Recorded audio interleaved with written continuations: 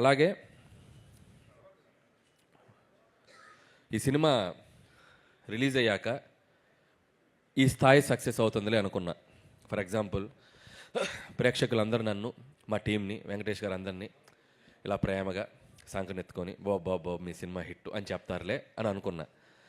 కానీ cinema hit అయ్యాక బాహుబలిలో రమ్మకృష్ణ బాబు ఎత్తి అమరేంద్ర బాహుబలి అని ఎత్తినట్టు ఇదిరా మీ సినిమా సంక్రాంతికి వస్తున్నామని చెప్పి ఎత్తి పైకెత్తి చూపించినంత ఒక అది విటి గారు చెప్పినట్టు గూస్ బంప్స్ కేశవా అన్నట్టుంది పరిస్థితి.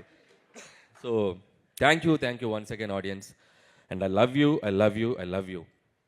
అండ్ ఇంకొకటి, ప్రమోషన్స్ గురించి మాట్లాడాలి. నాకు విజయాన్ని అందించే ప్రేక్షకుల కోసం, మా సినిమాకి డబ్బులు కొన్ని టికెట్ తీసుకునే ప్రేక్షకుల కోసం మా సినిమాని వాళ్ళ ఇంటి ముందుకు వెళ్ళి అమ్మడానికైనా రెడీ. అయ్యా మేము వస్తున్నాం థియేటర్కి రండి అని. అలాగే ఆ సినిమా రిలీజ్ అయ్యాక వాళ్ళు ఎలా ఫీల్ అవుతున్నారో వాళ్ళ ఇంటికి వెళ్ళి కనుక్కోవడానికి కూడా ready. So I respect them because మీరు లేకపోతే మేము లేం. So in that way also we love you. అలాగే ఈ సినిమాకి ఫస్ట్ నా నిర్మాతల గురించి మాట్లాడాలి. రాజు గారు, శిరీష్ గారు.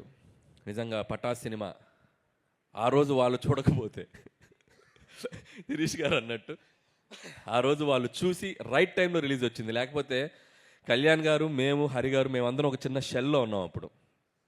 టు బీ హానెస్ట్, అంటే ఎప్పుడు రిలీజ్ చేయాలి. అప్పుడు సంక్రాంతికి పెద్ద సినిమా రిలీజ్, వెంకీ గారిది రిలీజ్ అయింది, Gopal and I cinema release అయింది. నాకు ఇప్పటికీ గుర్తు, Jan 23rd.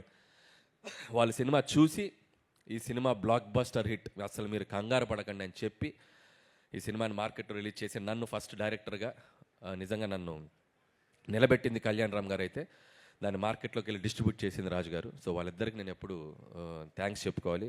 అక్కడి నుంచి నా ప్రయాణం వాళ్ళతో స్టార్ట్ అయింది. ప్రతి సినిమాకి ఎక్కడో చోట మాకు ఒక చిన్న వేవ్ లెంత్, కమ్యూనికేషను, ఒక ఫ్యామిలీ బాండింగ్ అది ఎప్పుడూ ఉంటుంది. సో సినిమా టు సినిమా నిజంగా వాళ్ళు నన్ను ఎందుకు బయటకు వెళ్ళనివ్వట్లేదు అని అంటున్నారు అందరూ. వాళ్ళేం బయటకు నన్ను కట్టేయలేదు అని, నువ్వు ఎక్కడే ఉండని, నీకు ఎక్కడ కావాలంటే అక్కడ చేసుకోని నేను ఎప్పుడు ఫ్రీడమ్ ఇస్తారు వాళ్ళు. బట్ నాకు వాళ్ళతో కనెక్ట్ ఉంది కాబట్టి నేను ఎప్పుడు వాళ్ళతో సినిమాలు చేస్తూనే ఉంటాను. అండ్ ఒక సినిమా బయట చేసినా నేను మళ్ళీ రాజుగారి సినిమా నేను చేయడానికి ఎప్పుడు ready. So SVC is my home banner లాగా sir. I always with you.